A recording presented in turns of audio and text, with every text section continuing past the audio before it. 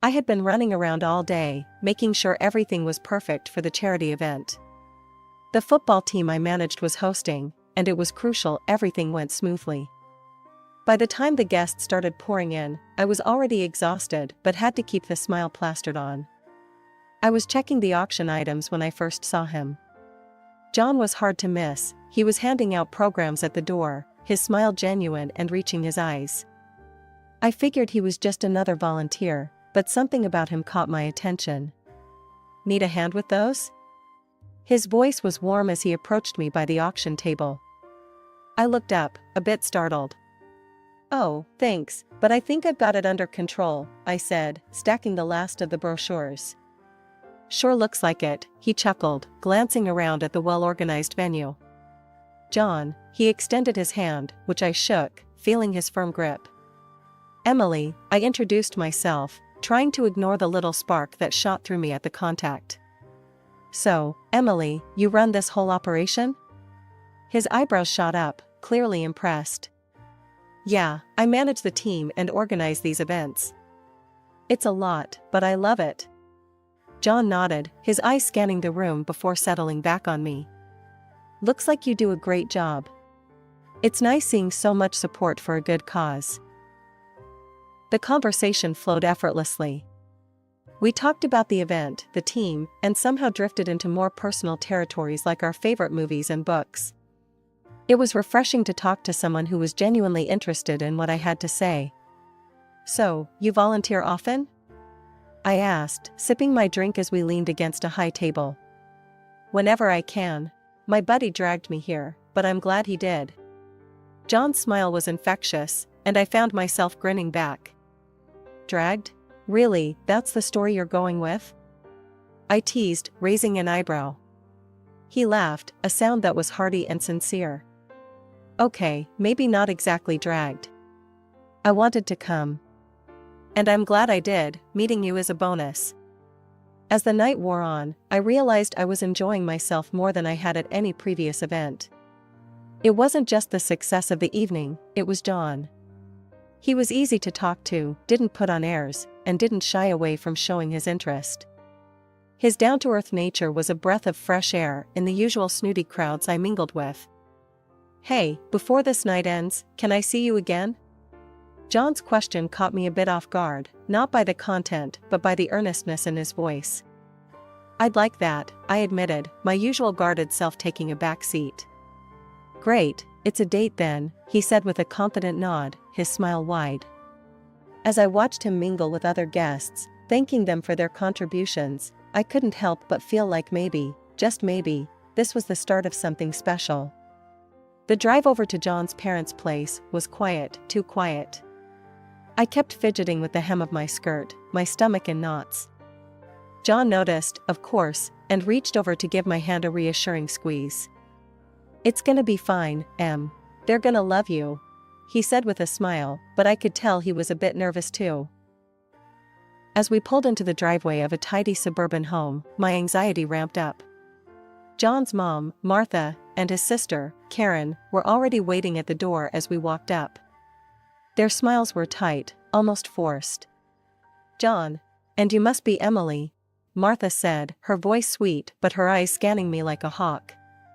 She offered a cheek kiss that barely touched my cheek. "Nice to meet you, Mrs. Smith," I managed to say, trying to sound confident. "Please, call me Martha. And this is Karen."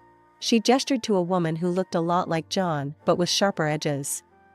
Karen's smile didn't quite reach her eyes as she shook my hand. "Heard a lot about you, Emily." John can't stop talking. The inside of the house was as neat as the exterior, every piece of furniture and decor perfectly in place. We sat down in the living room, and the small talk started, the kind that pricked at you under the surface. "So, Emily, John tells us you manage a football team?"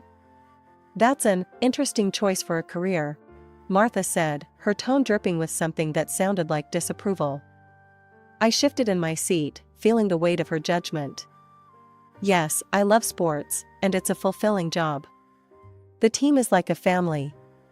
"A family of big, burly men," Karen chimed in, her words sharp. "Must be tough, keeping them all in line," I laughed, a bit uneasy. They're not that hard to manage, really. We respect each other a lot. Dinner was served shortly after, and the atmosphere didn't get any lighter. Every question felt like a test, every answer I gave scrutinized.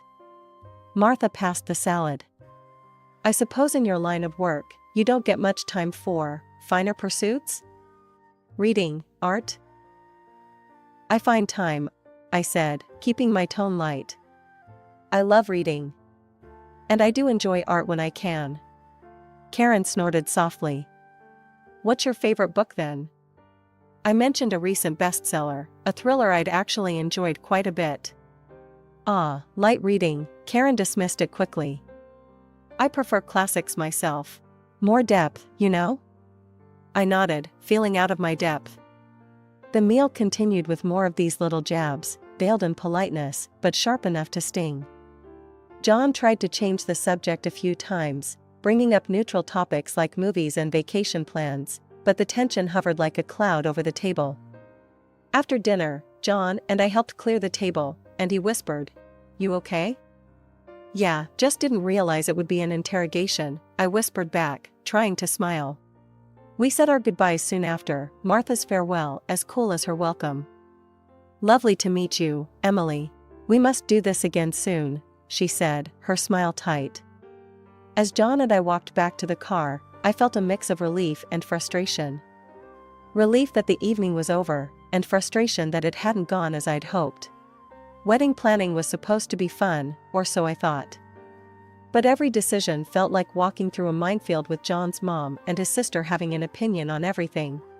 From the color of the napkins to the seating arrangements, nothing escaped their scrutiny. "Really, Emily, chartreuse for the bridesmaids? It's such a vibrant choice," Martha had said one afternoon, eyeing my color swatches like they were toxic waste. I tried to keep my cool, clenching my fists under the table. "John likes it. It's lively, don't you think?" Karen had snorted, flipping through a bridal magazine. "If you're aiming for lively, sure. Most would prefer classy, though." Their comments were like little jabs, constant and stinging. John did his best to back me up, but there were moments I saw him caught in the middle, trying to please everyone. As the big day drew closer, the remarks didn't let up. We were at the final tasting for the wedding menu when Martha brought up the guest list again. "So, Emily, you've really invited your entire team? All those men?" Her tone was as smooth as silk, but the implication was clear. "Yeah, they're a big part of my life," I replied, trying not to let her see she was getting to me. "They're looking forward to celebrating with us." Karen chimed in, her voice dripping with false concern. "Isn't that a bit inappropriate? I mean, it's your day, but you know, appearances and all." I bit back a sharper retort, settling for, "They're just friends, Karen. John knows them well." John jumped in then, his voice firm. "Emily's right. They're great guys. Let's focus on the food, huh? How's the chicken?" He was trying, I'd give him that.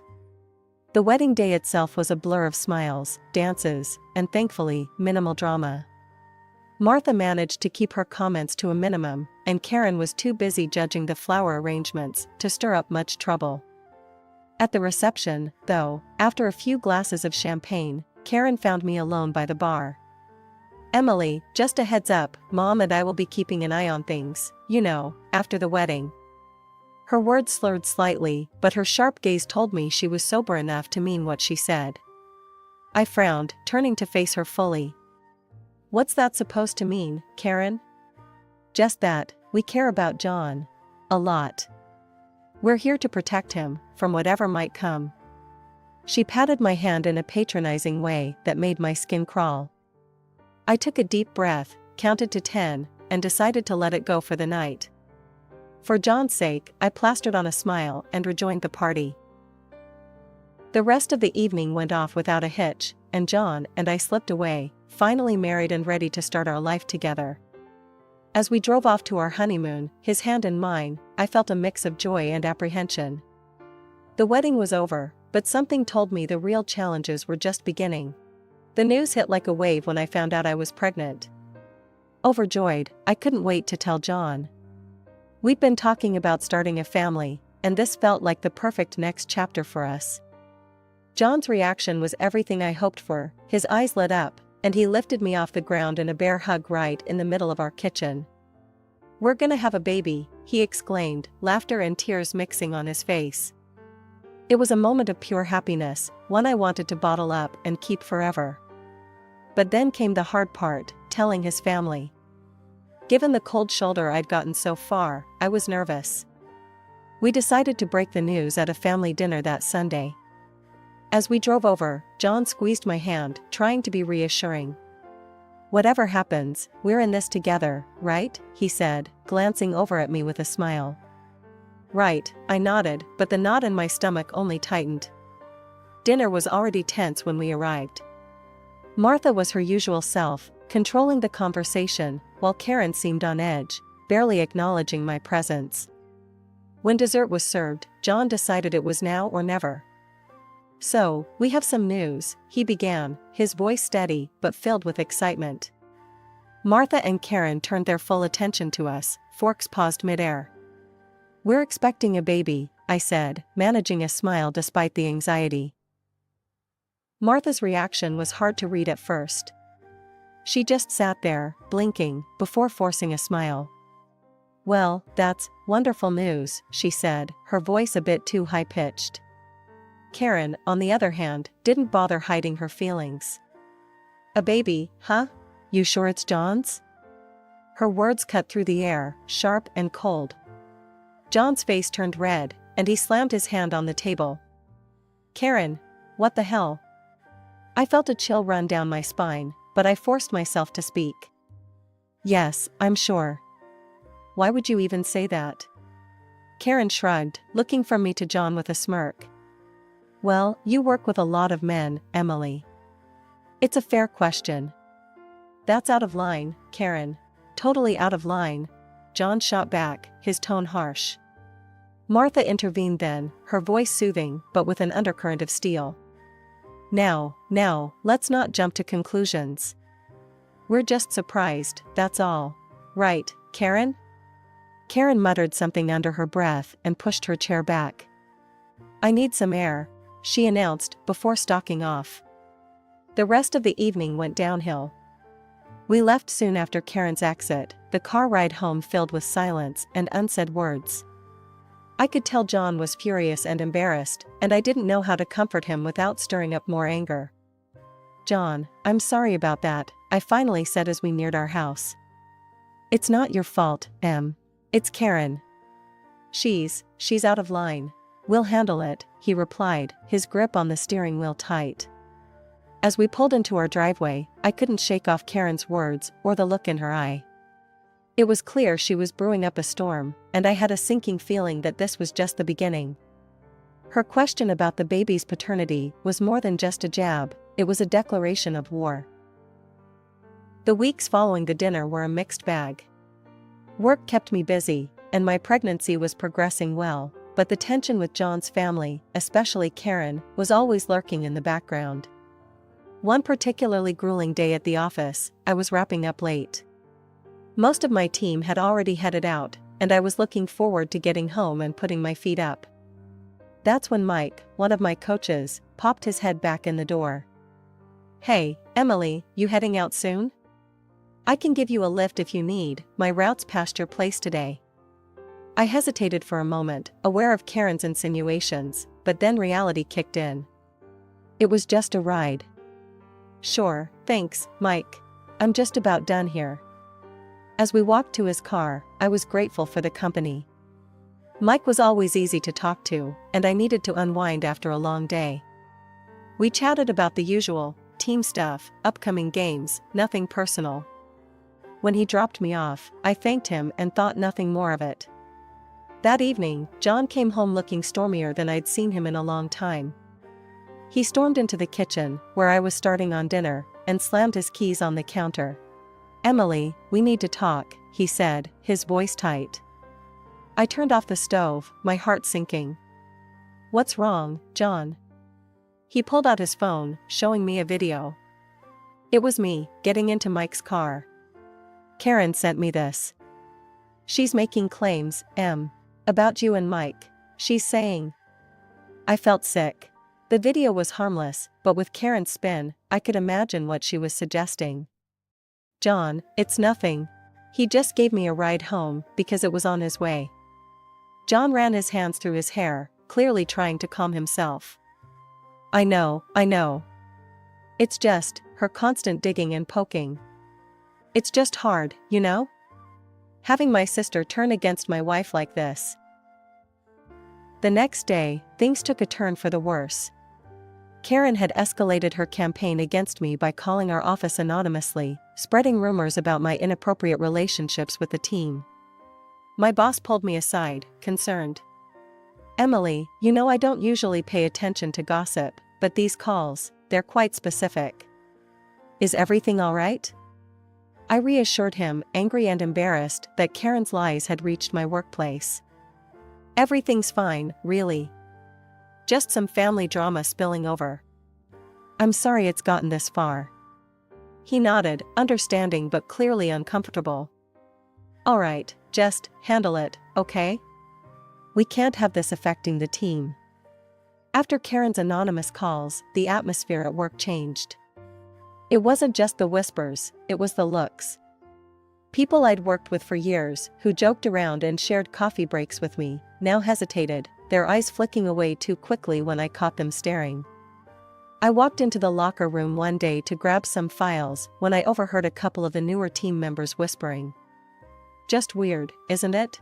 Wonder if it's true what they say about her. One of them muttered, not noticing my approach. I cleared my throat, and they both spun around, their faces going red. If you have something to ask me, do it to my face. Not behind my back, I said, my voice colder than I intended. The taller one, a rookie named Tom, stuttered out an apology. Sorry, Emily. It's just the rumors and all. What, that I'm having affairs with half the team? I snatched the files I came for, slamming the cabinet a little harder than necessary. It's crap, and you do well to remember that. I left them standing there, probably more scared of me now than of any tabloid trash they heard. This was what Karen wanted, to make me doubt myself, to isolate me. I wasn't going to let her win. Back in my office, I tried to focus on the game strategies for the upcoming weekend. But my phone buzzed nonstop, texts from John asking if I was okay, calls from unknown numbers that I started ignoring. The weight of the situation was suffocating. Later, Mike knocked and came in, closing the door softly behind him. He looked serious, which was a departure from his usual easygoing self. Emily, you all right? This talk going around, it's garbage, you know that, right? His concern was genuine, and for a second, I felt my composure waver. I know, Mike. Thanks, I managed, mustering a weak smile. It's just hard, you know? To be questioned like this, about my professional conduct, because of some family feud. Mike nodded, leaning against the desk. People talk, but they'll see it for what it is eventually. You built up too much goodwill here for this to stick. I appreciated his words, and after he left, I felt a little better. Maybe not all was lost. Maybe the team would see through the nonsense after all. But the day wasn't over yet. As I was leaving, one of the administrative staff, Sarah, caught up with me at my car. She looked nervous, clutching a bunch of papers to her chest. Emily, I didn't know who else to tell. There's been more calls. Not just to the office, but to some of the sponsors. I felt a chill run down my spine. What exactly did they say, Sarah? She shuffled the papers, pulling out a couple with scribbled notes. Mostly insinuations.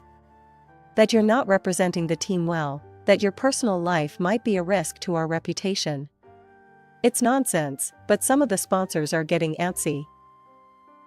I took the papers from her, my hands shaking slightly. Thanks for telling me, Sarah. I'll handle it. Driving home, I felt the weight of the world on my shoulders.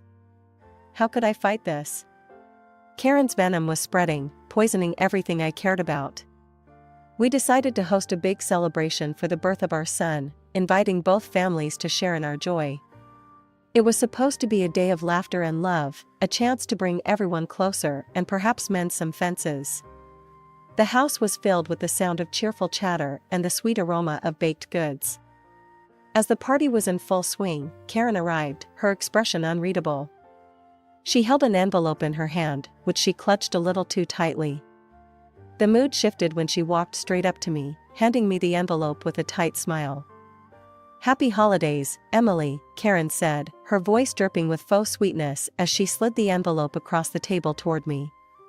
"What's this?" I asked, not touching the envelope, feeling John's grip tighten. "A little gift.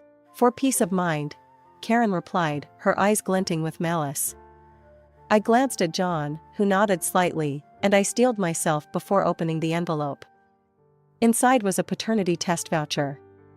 My heart sank, but I wasn't about to give her the satisfaction of seeing me upset. "You serious right now, Karen?" John's voice was low, dangerous. "Why not prove it, Emily? If you're so sure," Karen taunted, leaning back in her chair, a smirk playing on her lips. I looked around the table at the shocked faces of the family. Then, something in me snapped. I was done being the victim in Karen's twisted little game. "You want a test, Karen? Fine. Let's do it. Let's clear the air once and for all," I said, my voice steady even though my heart was pounding. John was staring at Karen, his expression hard. "And when it shows that I'm the father, Karen, I want you to stop this. Stop all your crap." Karen shrugged, looking around at the family members who were whispering among themselves. "Sure, when it shows John is the father." The next week was a whirlwind of doctor's appointments and waiting.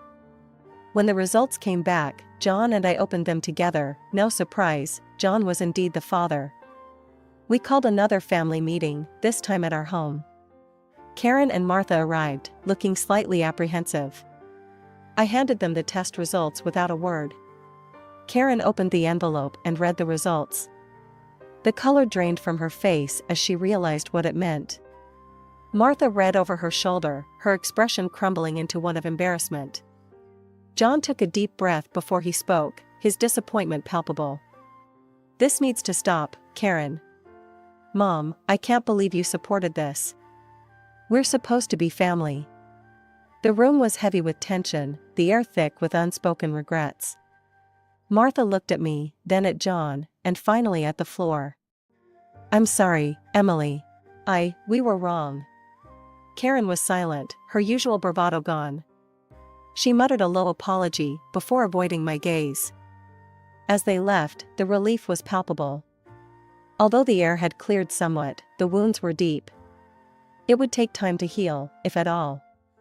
But as John and I looked at our son, sleeping peacefully in his crib, we knew we'd weather any storm for him. After the paternity test fiasco settled, I couldn't shake off a lingering sense of injustice. Despite proving Karen wrong, the sting of her accusation still burned bright.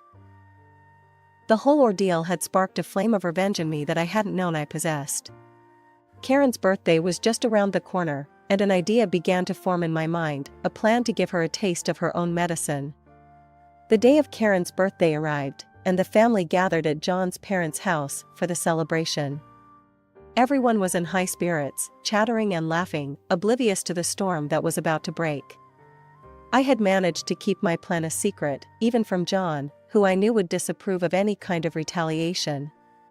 As Karen opened her gifts, laughing and thanking everyone, I felt my heart pound in my chest. It was now or never. I approached her with a serene smile, the same DNA test certificate in hand that she had so callously gifted me months ago. "Happy birthday, Karen," I said, my voice calm as I handed her the envelope. "I thought you might appreciate this little gift, just as I did." Karen's face dropped as she took the envelope, confusion turning to apprehension. "What's this?" she asked, her voice a tremble. "A paternity test," I replied coolly. "After all, if you have nothing to hide, there's no harm, right?" The room fell silent. Everyone's eyes were on Karen, then on me. Martha looked from me to her daughter, clearly shocked. Karen hesitated, her face pale, then laughed nervously. "You're joking, right, Emily?" No joke, Karen. Fair is fair, I said, meeting her gaze steadily. Under the weight of the family's expectant looks, Karen finally agreed. The test was done the following week, and we all awaited the results. When they came back, they revealed the shocking truth: Paul was not the father of Karen's children. The news broke during another family gathering, and chaos ensued. How could you, Karen? Martha's voice was filled with disbelief and anger. Paul, silent until then, stood up, his face hard with betrayal. Who is he, Karen? Who? Before Karen could respond, I played my final card. I pulled out my phone and showed them a video of Karen kissing an unknown man passionately at the stadium, a man who was later identified as Paul's best friend. It's not what it looks like, Karen yelled, desperation creeping into her voice as she turned to face the family, who watched in stunned silence. Emily set this up. She's trying to ruin me. I did nothing but uncover the truth, Karen. The same truth you were so keen to find in my life, I said, my voice steady despite the pounding of my heart. I explained that I had hired a private investigator after her relentless accusations. What he found was years of deceit on Karen's part. The revelation shattered the family. Accusations flew, tears were shed, and in the end, Paul and Karen's marriage crumbled under the weight of her infidelities. Karen tried to blame me for everything, but the evidence was irrefutable. In the aftermath, John and I decided it was best to distance ourselves from the drama. We focused on our own family, our little boy who was growing up so fast. Occasionally, we would hear snippets of Karen's tumultuous life, but we chose to stay out of it. Instead, we treasured every moment with our son, building a world around him filled with love and devoid of chaos. Sitting on our porch one evening, John wrapped his arm around me, a soft sigh escaping him. You know, in the end, I think we did the right thing. For us, for him. I nodded, leaning into his embrace. We did, John. We really did. No matter what came our way, we faced it together. That's what family does. As the sun set, casting a warm glow over the horizon, I felt a profound sense of contentment. We had faced challenges, but we had faced them together, and that made all the difference. Our future, bright and promising, was all that mattered now.